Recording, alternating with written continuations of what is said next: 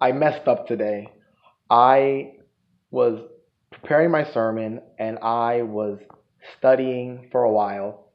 And then I realized, mad time into the study, that I was studying the wrong chapter.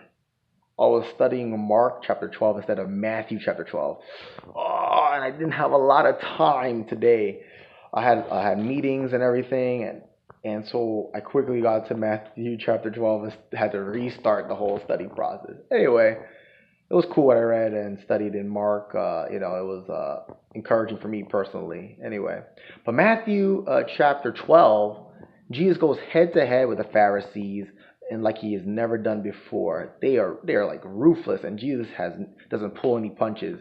They're like telling him that he has, instead of the power of the Spirit, he has the power of the devil. And so Jesus basically tells them, like, you are blaspheming against the Holy Spirit, and you're not going to be forgiven of that sin. Like, and we're going against the Holy Spirit consistently and pushing against the Holy Spirit to the point where you become desensitized to the Holy Spirit. God can't help us anymore.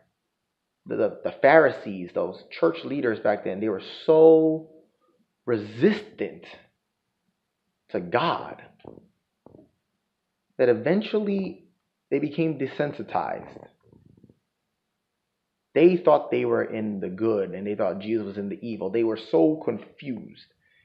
I look at our churches today and I see the same level of hypocrisy.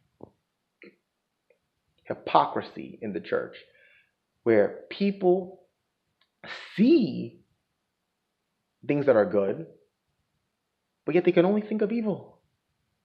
And they're doing evil, and they think they're in the right. Jesus was saying, as he is trying to gather, in this chapter he mentioned, as he tries to gather, they try to scatter. I see that. As God is saving people in his church, other people are out there scattering, driving, doing things that would drive people away. Hypocrisy in the church.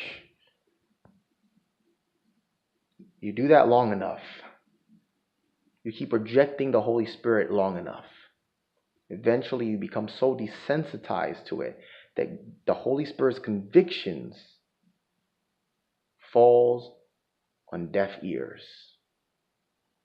It cannot penetrate any longer our stony heart. I pray that for myself. I pray that for each one of us, we don't harden our hearts to God's convictions.